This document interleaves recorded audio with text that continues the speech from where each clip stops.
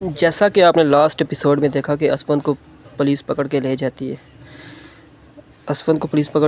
ہے اور اس پہ کوئی اتا پتہ نہیں ہوتا پھر نور اور اس کی بھابھی آپس میں باتیں کر رہی ہوتی ہیں اور کسی کو کال کرتی ہیں، کوئی نمبر نہیں لگ رہا کہ وہ کہاں پہ گئے ہیں، اور وہ پھر کسی کو کال بتا رہی ہوتی ہیں یا پوچھ رہی ہوتی ہیں کہ اس کا پتہ کریں،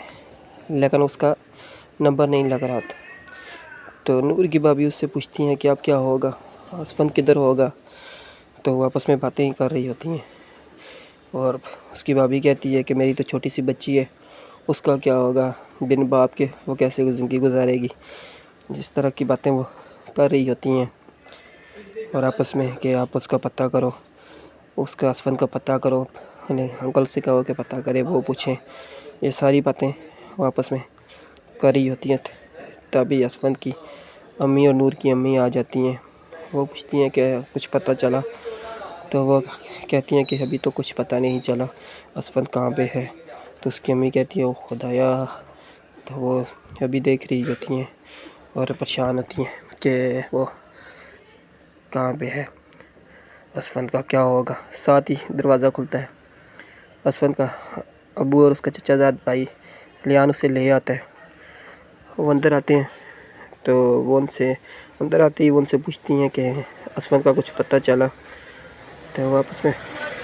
ابھی ان سے بات ہی کر رہی ہوتی ہیں یہ کہ اسفند کا کچھ پتہ چلا ہے کہ نہیں چلا۔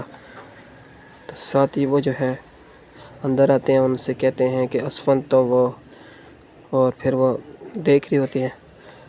ساتھ ہی اسفند کی بہن نور اور اس کی بھابھی دونوں پھر پریشانی کے عالم سے ان کو دیکھ رہی ہوتی ہیں کہ تبھی جو ہے اس کے والد صاحب بھی دیکھ رہے ہوتے ہیں، سوچ میں پڑ جاتے ہیں کہ کیا بنے گا، اسفند آیا ہے کہ نہیں، اور پھر الیان بھی کہتا ہے چچا جی، تو اس طرح وہ باتیں کر رہی ہوتے ہیں، اور پھر وہ کہتے ہیں اسفند تو، اور اسفند ساتھ ہی جو ہے دروازے سے اندر آتا ہے، اور سارے اس کی اسفند کی امی اسے گلے لگاتی ہیں اور ساتھ ہی اس سے حال چال پوچھنے لگ جاتے ہیں، تو پھر وہ اس کو کہتا ہے کہ کچھ نہیں ہوا، یہ سب وہ باتیں ہی کر رہے ہوتے ہیں، اور ساتھ ہی الیان بولتا ہے چچا زاد جان کے یہ سب کچھ ایسا ہوگا یا ایسے نہیں ہونا چاہیے تھا، تو آپس میں باتیں ہی کر رہے ہوتے ہیں، اور ساتھ خوشی منا رہے ہیں کہ اسفند واپس آ گیا ہے۔